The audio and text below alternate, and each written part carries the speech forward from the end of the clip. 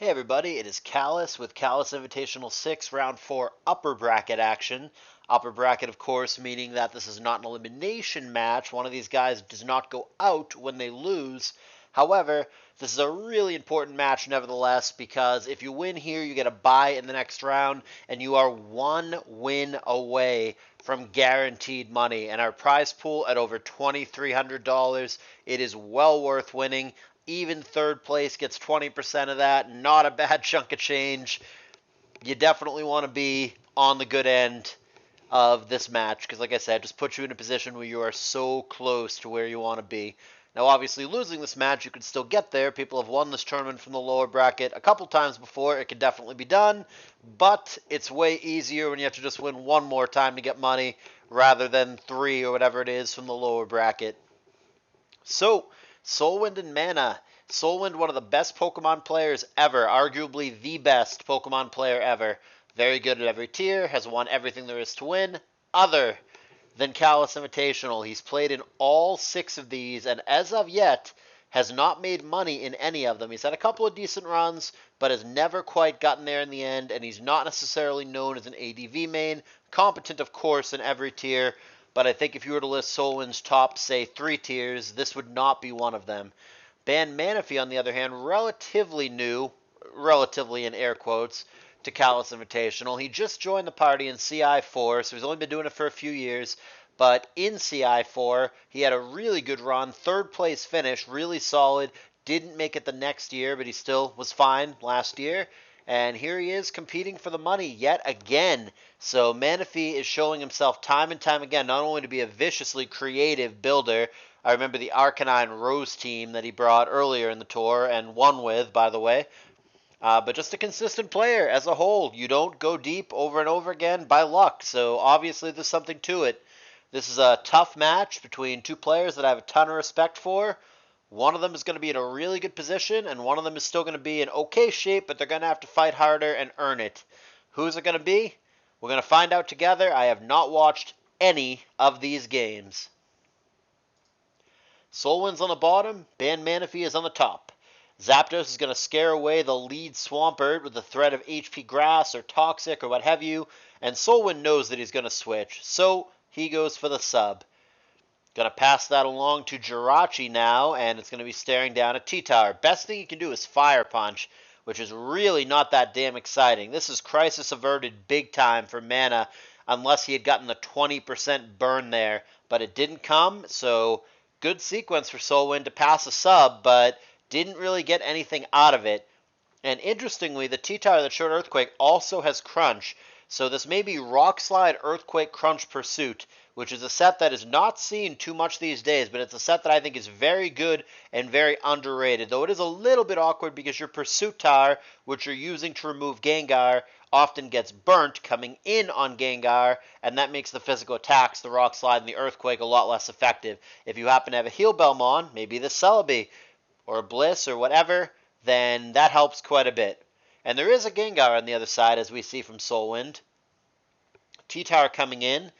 This is exactly what I'm talking about. So he gets burnt coming in. He might be able to get him here, the Crunch Pursuit combo, but future Earthquakes and Rock Slides are going to be a lot less exciting for him. And it's actually going to be the T-Tower who goes down here, pending an immediate Crunch crit. Ice Beam works as well. Alright, well, I guess it'll be the Doug going down. Interesting set. So it's not last move Rock Slide, it's last move Ice Beam there, which I think it's pretty reasonable that SoulWind would not have expected or played around that. But nice little surprise value there, taking out the Dougie.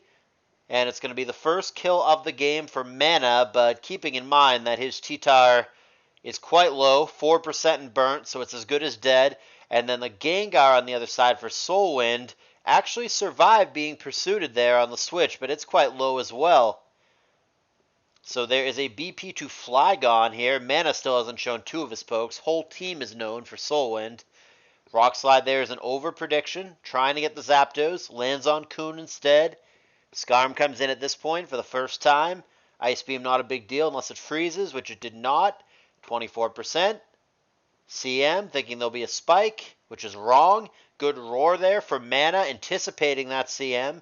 Now does he stay in to eat a fire punch? No. Calm mind again for SoulWind. Good discipline there to CM up on obvious spike turns. And Mana holds it back, and with 2 opportunities doesn't end up spiking. What he does do is miss a Leech Seed here, and the faster Jirachi here is now quite the threat. Mana decides now's the time to get rid of the T-Tar, and he's going to use the opportunity to get Swampert in. Protect is shown, and it is just Earthquake, which Jirachi doesn't really want to take. And it's going to be EQ again, which he probably feels obligated to do. SoulWind takes the opportunity to get the lead zap back in. And now the full team shown for Mana as he shows Magneton as his last, which makes perfect sense given the rest of his team. Thunderbolt and Thunderbolt. Sub gets broken here. Zapdos obviously faster. BP's out to Claydol, thinking there'll be another Thunderbolt. And there is. But now he doubles back to Zap, thinking he's going to scare him off with the threat of Earthquake. But Mana is not scared off. He stays in and goes for Sub. Gets a little bit of tempo by out-predicting SoulWind. And now he Toxics on the switch, and Doll's going to have to deal with that. Going to follow it up with a neutral HP Fire. Would have been super effective had it been Grass or Ice, so we know that's going to be Fire.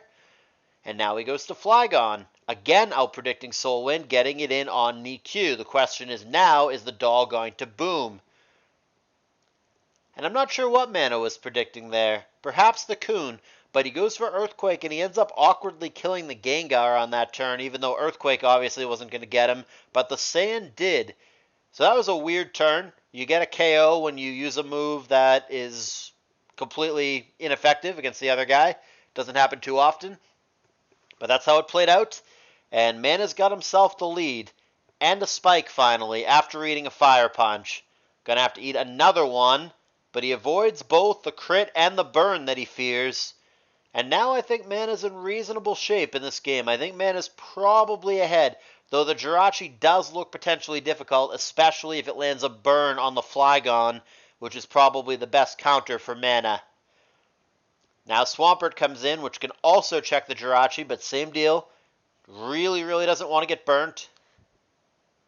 Zapdos in. And good anticipation by Mana. It's not Earthquake that time. He changes it up to Serve, and he gets the kill. Mana retakes the lead, 4-3. SoulWind CM's up. Met by an Earthquake, 25%. Coon is not going to survive another, so he's forced to rest, and that's what he does. And Earthquake gets him for 27%. Coon has shown Ice Beam, so we know the last move is going to be Surfer Hydro Pump, so no chance that he has something like Roar or Sleep Talk here, and Mana knows that. And he's going to begin +1 Earthquaking him, and he feels it. 39%. SoulWind fishing for a freeze. Does not get it. Curse Pert is going to be an issue. Rachi's going to basically need an immediate burn here. Psychic there, he's fishing for a crit. That works, but he doesn't get it. And now he's going to need to get a crit again. 2 opportunities, neither one good enough. Crit there not relevant given the +1. And there is the concession for SoulWind. Ban Manaphy, the 3rd place finisher in CALLOUS Invitational 4, now 1 game away from being in the top 4 of the winners bracket, which would put him 1 victory away from guaranteed cash money. Can he do it, or can SoulWind, one of the greatest Pokemon players to have ever lived, make the comeback? Here's game 2. We'll find out together. SoulWind's on the bottom again. Continuity. Mana on the top. Zapdos and Mence lead respectively. And SoulWind once again is going to opt for the turn 1 substitute, remarkably similar to what he did in the last game. Of note, because the Mence Intimidate, should he BP to a physical attacker here, he's going to take that Intimidate with him. And he does BP at this point, so Meta, even though it is Clear Body, is going to be at -1, and even more importantly, it is going to be frozen. Good start for Ban Manaphy. Meta tries to stay in, and does, but he doesn't thaw. Will he stay in again? He will try to thaw again, but not get there, but Mana does not push his luck. He goes to Scarm and spikes up, only to be immediately be met by Magneton, which doesn't kill him, so he gets a second spike down, And the advantage on paper for SoulWind here, but there are 2 spikes down, and SoulWind has a frozen meta. However, it is Magdoll. Man, an immediate burn as well. 10% from Flamethrower. Some 10% added effects here for SoulWind, not going his way. And he does get Rapid Spin off, but at what cost? Doll is low, Doll is burnt, meta is frozen. Ben Manaphy, who's already up a game, is getting relevant hacks in this game. Certainly looking good in the early stages of this one, despite being behind on paper to take this. But that's a risky play, and he gets punished for it. Loom comes in on Body Slam, and he gets insta-parried. That's going to make Loom way worse than it otherwise would be. And he's just going to go for Leech Seed, but that's not that exciting. The Doll's now going to get an opportunity to boom, even though he's at 5% and burnt. And Salamence is going to come in for the Intimidate. He better pray there's no crit. There is not, and between the Intimidate and the burn, that is underwhelming at just 36%. T-Bolt there leaves him at 1. And he retaliates with Dragon Claw. Does Mana not have a Zapdos switch in? That's pretty awkward. Now it's Tar. BP happens. Meta comes in. Ice Beam bouncing off, and we know the meta would live a non-crit Earthquake here. See if Mana pushes it. He is going to stay in and give it a try, but it's Lastmon Gyra coming in for SoulWind, blanking that EQ, and insult to injury, there's an Intimidate. Meta sneaks in again, this time on Bliss. Again looking for opportunities to thaw. And now Lastmon Rachi comes in for Mana. The thaw still not happening for Meta. Well, Fire Punch will thaw him right out. I'm not sure if that was intended or not, but that seems like a real blunder for Mana. Why would you Fire Punch him there and get him out of the freeze? That's got to be a mistake. There's got to be something other than Fire Punch that you can do there. Why would you unhacks him there? I don't understand that play, but alright. Why thaw on your own when your opponent can do it for you? Meta is back in action for SoulWind. T-Wave lands, and he gets the full power to save the Magneton. Now more damage is incoming. No, he switches it to Lax instead, who avoids the 20% burn, takes like nothing from the Fire Punch, 9%, and he's going to begin cursing up. Another full para for Mana. This game unraveling. Mana looked so far ahead with those early spikes, the early freeze, the early burn. Everything went so well for Mana, but all of a sudden it is completely unraveling, and SoulWind seems significantly ahead in this game. How do you deal with the Lax that's this boosted? Normally the Loom could come in and get a Spore off, but it's paralyzed because he brought it in before on Body Slam. What is the plan for Mana? Looks like he's going to try to force it to rest and then come in and Leech Seed it with the Breloom. Not a fantastic plan, especially when Loom is paralyzed, but what can you do? Here's the Loom. He better pray there's no full para or he is up a creek without a paddle. Leech Seed is going to connect through the para and the imperfect accuracy. There are many times where that Leech Seed does not happen, but landing it there averts the threat temporarily. That Lax seems like a real issue for Mana long term, though. Does not look like a poke that his team is particularly equipped to deal with. Lax might win the day for SoulWind. And he immediately, no time wasted, wakes up and begins cursing up again and is going to make Mana deal with this once again. And it's going to be the exact same scenario. Eventually the Loom is going to have to come in and risk missing with the Leech Seed or full para at a bad time, and the Lax is just going to go nutty on him if that occurs. Rachi also in some danger here. Gets a Wish off. That's going to keep him alive temporarily if he can land a Protect here, which he does get off through para, and SoulWind did go for the kill rather than cursing up again, so Rachi's going to be okay for now, but the threat of the Lax is still looming very large.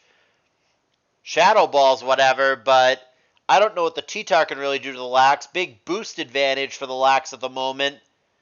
And he doubles back to Rachi. SoulWind not scared, just stays in and body slams. You can't para what's already paralyzed, but the Lax is pretty healthy here. Not really any offense against it coming from Mana. And there's yet another crit on the Rachi. Full para does kick in this time. And Rachi is no more. Shadow Ball takes that out. Breloom's going to get up to 100% with a wish, but it's got some problems. Very boosted lax on the other side. SoulWind is not willing to take a Spore. He's going to come in with the Magneton and blank it. And now Magneton has a free opportunity. Thunderbolt, the obvious play. Connects with Bliss, not a big deal. Burn puts it one turn from death. And SoulWind is willing to give it up. He gets a T-Wave off. Bliss goes for Soft Boiled. And Magneton burns to a crisp down to 3%. Flamethrower finishes it. It did have lefties there, which is unusual. It usually has Magnet, but I do like lefties Magneton when paired with Claydol. That might be an unpopular opinion. Even on Magdoll, a lot of people still do run Magnet, but I'm down with lefties in this scenario, and so is SoulWind. Leaves us in a 3-4 situation with SoulWind in the lead. Body Slam at +1, the damage is whatever, but the power there is really obnoxious for mana. And he's going to Body Slam again. He doesn't dare curse up there just in case he gets Focus Punched. Cheetar has shown 3 of the moves, and he's some kind of mix set. Ice Beam, Earthquake, Flamethrower, and something. And all he's doing is getting him with Flamethrower right now. Here's Body Slam. And full para. The one-on-one seems to be going the way of the lax. Body Slam yet again, 18%. And there's Flamethrower for just 13%. Really hoping for a burn, but not finding it. Body Slam again puts the lax one hit from death, or the tower rather, and the Retaliation Flamethrower does not crit or burn. With that, the tower will die, and there's only 2 pokes remaining for mana. He's going to rely on the Paralyzed Breloom to get him out of this. Body Slam does a ton. And Leech Seed is what he can do back. That is not going to kill the lax, and that is a problem for mana. Incoming Body Slam, 53%, and para for insult to injury. Lax dies, but the damage very much done. And now mana is going to have to contend with 3 pokes. Double Edge is survived, and Soft Boiled it away. Maybe mana, if he never full paras, can get there, but that is asking a lot. And the full para comes in. Unfortunate. Gyra could have eventually killed himself with Double Edge, but the full para would have to just never come, and then even then you have to deal with the meta. As it stands, the Loom is paralyzed and is not going to get him out of this. Double Edge is going to take out the Loom, and we are going to a 3rd game. That one was kind of crazy the way the comeback happened. Mana had such a good start with the immediate Ice Beam 10% freeze and the immediate 10% Flamethrower burn. It really looked like Mana, who won Game 1, was about to 2-0 SoulWind. He got such a good start, but man, he could not deal with that lax. The Breloom coming in on the Body Slam. Risky play. Maybe it would have been okay had he not gotten paralyzed. He could have just spored and maybe it's a different game. But the risk got punished. He got immediately paralyzed, and things were never the same. The lax got absolutely out of hand from that point on. We're going to a Game 3. Wouldn't have it any other way. Who is going to still be in the winner's bracket after round 4? Who's going to be one of only 4 players remaining in the winner's bracket and 1 match away from guaranteed cash money, and who is going to have to fight it out in the lower bracket? Is it SoulWind? Is it Mana? We're going to find out in Game 3. The players staying where they were with SoulWind on the bottom, leading Zapdos for the 3rd time out of 3. Substitute Zapdos for the 3rd time out of 3. He has clearly found a strategy that he is fond of. Sub-Zap is his lead of choice. Mana has opted for Double Edge, and that blanks into a Gengar that very well might be Choice Band Double Edge. He's going to get a Will-O-Wisp off on something, and that ends up being a Zapdos on the other side. Mana not off to a good start. Not only is he burnt, but he over-predicts Toxic and gets punished. Now he T-Bolts, but I think SoulWind is totally fine with the way this is playing out. And there is no more Zapdos for Mana. A poor start for him without a doubt, unless this is a Pursuit Tower follow-up. But even then, boom into what could be Doug. Oh yeah, there it is. Not good for Mana. Straight up 2-for-1, favoring SoulWind. Really good start for SoulWind. Mana's on catch-up duty. Wheezing is in the house. and he is going to opt for Will-O-Wisp, and he is not going to connect with that 75-25. More good news for SoulWind, who is already ahead. Substitute coming down. SoulWind very fond in this set of the sub-zap. And he's got the hidden power that he wants as well. That is HP Ice. Salamence here, even if it pops the sub, is dead to whatever attack. But it's going to go from bad to worse for Mana as he misses Rock Slide. This game is a disaster. And just a dozen turns in, Mana is miles behind. HP Ice there on Swampert bounces off. Swampert does not have lefties. We've got an Endeavor Pert here. And he's going to sub at this point, but Kuhn could just roar him away. Surf and Endeavor, sure. Gets him down to 43%. But Kuhn's faster now. And it's an off Kuhn with HP Grass. Bad matchup for Mana and not a good start. He is in shambles. Surf and Double Edge, sure. But man, is he far behind. Zapdos might just win the day for SoulWind. We might already be done. It's only Wheezing for Band Manaphy. This is going to have to be the greatest Wheezing in the history of Pokemon to pull this game out. Thunderbolt and Para, why not? And Mana knows he's beat and simply clicks Explosion. But an anticlimactic Game 3. The first two were close. This one was not. SoulWind does not even reveal his last two pokes.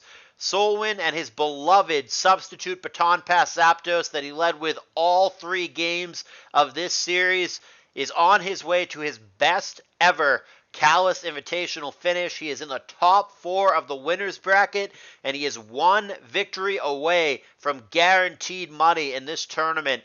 Band Manaphy, the 3rd place finisher in CALLOUS Invitational 4, is going to be in the lower bracket and is going to have to fight his way back into the money matches.